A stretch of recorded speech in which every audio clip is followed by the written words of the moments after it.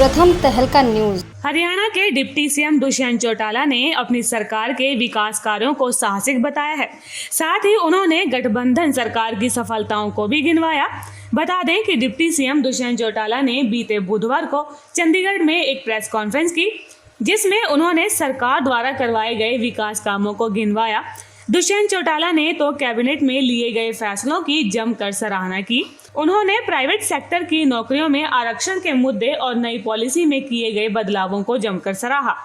पहला तो हरियाणा प्रदेश के अंदर आगामी दिनों में जितनी भी प्राइवेट सेक्टर में, चाहे वो ट्रस्ट सोसाइटीज़ में हो, एलएलसीज में हो, एमएनसीज में हो, कॉरपोरेशंस में हो, नौकरियां जो आएंगी, जैसे इस पे गवर्नर का कंसेंट आएगा, नई एम्प्लॉयमेंट के अंदर 75% हिस्सेदारी हरियाणा के युवाओं की हम डालने का काम करें। उसके साथ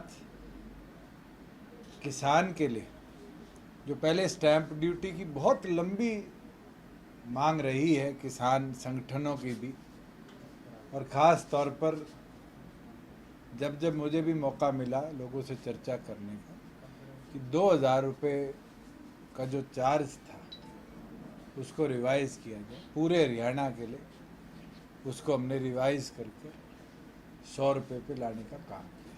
बता दें कि बीते दिनों हुई कैबिनेट की बैठक में आईटी सेक्टर की नौकरियों के पॉलिसी में भी कई बदलाव किए गए। दुष्यंत चौटाला ने इन नए नियमों की जमकर तारीफ करते दिखे। उन्होंने कहा कि इससे आईटी पार्क के अंदर आप अपना घर भी एस्टैब्लिश कर सकते हैं। इन्वेस्टर और लोगों के लिए फैसला सही बताया। हरियाणा प्रदेश में आईटी सेक्टर बूम करे, उसके लिए आईटी पॉलिसी के अंदर वर्क लिव एंड प्ले की पॉलिसी हमने बनाई, जिससे अपना घर भी आप आईटी पार्क के अंदर इस्टेब्लिश करने का काम कर सकते हैं। मेरा ये मानना है कि जिस सोच के साथ इस क्राइसिस सिचुएशन को हरियाणा अपने लोगों के लिए भी और इन्वेस्टर्स के लिए भी एक अपॉर्चुनिटी बनाना चाहता है, ये ऐतिहासिक फैसले अपने आप में उनको और आगे बूस्ट करने का काम करें। एक मांग जो हमारे कॉमन मिनिमम प्रोग्राम की और थी, जिसके अंदर पंचकुला से कालका कमेटी को अलग करने की थी, उसको भी इस कैबिनेट में हमने मंजूरी देने का काम किया है। और मैं ये मानता हूँ कि जो कालका पिंजौर के लोग हैं, उनको पंचकुला आने में भी दिक्कत होती थी, और उस क्षेत्र के अंदर डेवलपमेंट के, क्योंकि वो एक हिली ट्रेन था, कहीं ना कहीं दिक्कतें आती थी, जिसको अब कमेटी बनने के बाद लोकल लेवल पर निपटाया जाएगा। डिप्टी सीएम दुष्यंत चौटाला ने जहां कैबिनेट के फैसलों को सराहा, तो वहीं उन्होंने कांग्रेस पर भी जमकर निशाना साधा। उन्होंने कांग्रेस के शैडो कैबिनेट के फैसले पर तंज कसा। दुष्यंत चौटाला ने कहा कि कांग्रेस शैडो तो बनाने जा रही है, लेकिन वो अपनी ही पार्टी के 30 विधायक इकट्ठे नहीं कर सकती। मैं तो आपसे पूछ लेता हूँ, कैबिनेट की शैडो तो कांग्रेस बनाने जा रही है, मैं कांग्रेस को बोलो अपने 30 विधायक तो इकट्ठे बैठा ले।